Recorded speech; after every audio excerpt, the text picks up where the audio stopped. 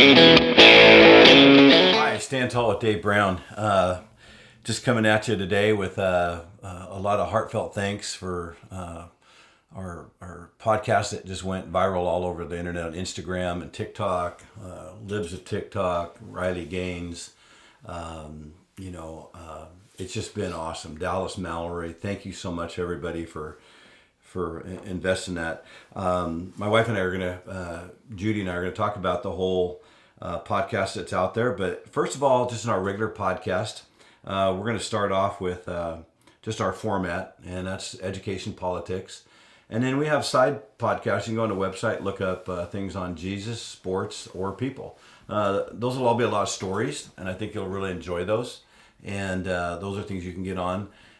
There's also going to be blogs and other things on the website, and I think you'll enjoy some of those written things also. To start off with today, we're going to get into the court case. Just went through, got the decision here in Yamhill County, saying that we committed serial meetings as school board members, and we lost. And it was a bit surprising to say the least, because the other side really didn't present any evidence other than they had phone calls that were made. When you're on a school board, you make a ton of decisions. You make a lot of calls to other people about everything that's going on in a school district, which there are hundreds and hundreds, even thousands of things going on. So to be said that we really violated the law was really a disappointing decision. And but nothing's ever over till it's over. So don't be surprised at what could come out of this. I really think the Lord will have a good plan moving forward for us. And I think justice will prevail on this one. And because we never did anything wrong. We really didn't. But there's people out there that when you disagree with them like we did in Newburgh, they want to punish you. And even people higher up. And definitely the progressives have come after us pretty hard on this. And so again, it's always hard to be accused of something you didn't do. And we'll have to battle through this one, just like we battled through everything else. I think you can find out in your lifetime that you will have your good days and your bad days, and you will have things that go well, and you'll have things that go tough. That's just life. And so I think when you get to Proverbs 3, 5, and 6, if you're Bible-y or not, it says, trust in the Lord with all your heart, lean not on your own understanding, in all your ways acknowledge him, Jesus, and he will make your path straight. Jesus never says in there, he'll make your paths easy. This has not been an easy week.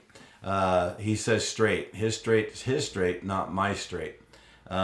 So every day you get up and you put your faith in something, and I put that in Jesus. I put that in my wife, my friends, and that's why we're here, just to share our experience with you. So the court case will move on. I've learned a lot in the last few years about courts and lawyers. They're extremely slow. They're very expensive, and you pretty much never know what you're going to get. In Oregon, it's a little tougher. We're one of the more liberal states in the union, so things are what they are. I hate to think that anybody would make a decision like this based on politics or friendships.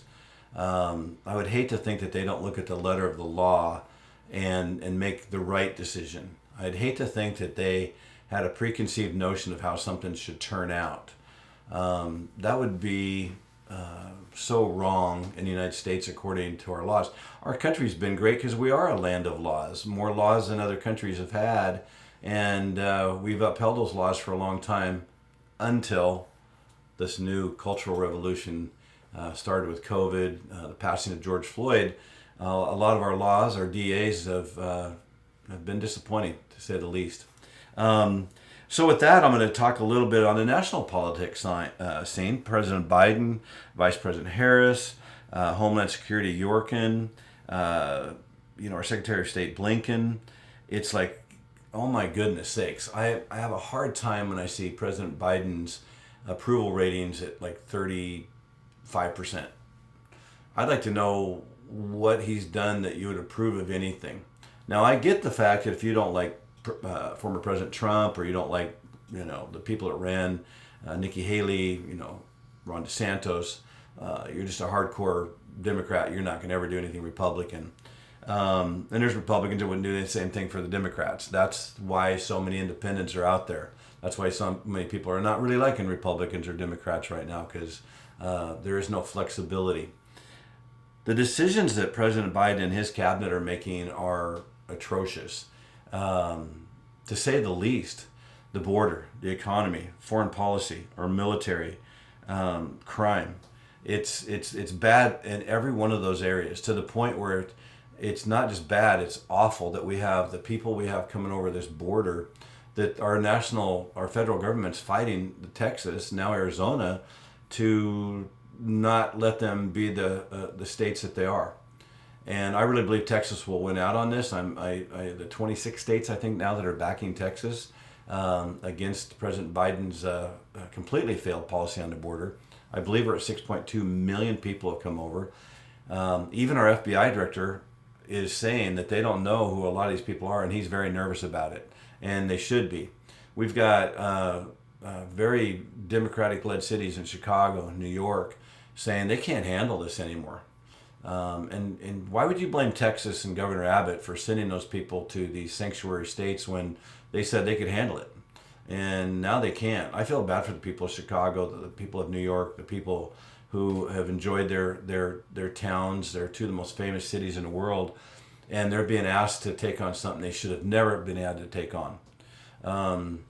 And I also will say that through every presidency in my lifetime, we have never had a really healthy immigration system on the southern border. We just haven't. And it's time to make that happen. So if anything good can come out of this disastrous Biden plan, it would force our Congress to get together and make sure we get back to even like the Ellis Island things, over a century ago, that at least had some good merits to it, that made people come here and be here for the right reasons. So I would say to these people I don't like to be lied to. And when I listen to these people talk, I know they're stuck, but they're lying. And, I can disagree with somebody, but man, don't lie to me. And that's what's going on. You're being lied to too. And I'm not saying President Trump's all that. I'm not saying Joe Biden's just awful. I will respect our presidency, Democrat, Republican. So right now, your vote is huge. And for all the conspiracy theories people that think the votes were honest, or for you people who cheated, it could be one of both things. There's a movie out there called Let My People Go. Just saw it the other night. And David Clements put this movie together. We saw it. It's bone chilling. Let My People Go. Find a copy wherever it's at. Watch this thing and make up your own mind on Let My People Go. And you find out about what happened with elections, and you'll get some facts in there. You'll see some graphs that will stun you. I'm a big graph mathematical person, and looking at stats, and I was shocked. And I'm not a conspiracy theory on the elections. I'm just saying, when you watch this movie, you're going to feel like you were duped, you were lied to. And so that's Stand Tall today. Like I said, go to the website. We're happy to talk about some stuff other than just politics and education. And we're really excited that you guys want to be part of that. And so thank you very much, and stand tall. See ya.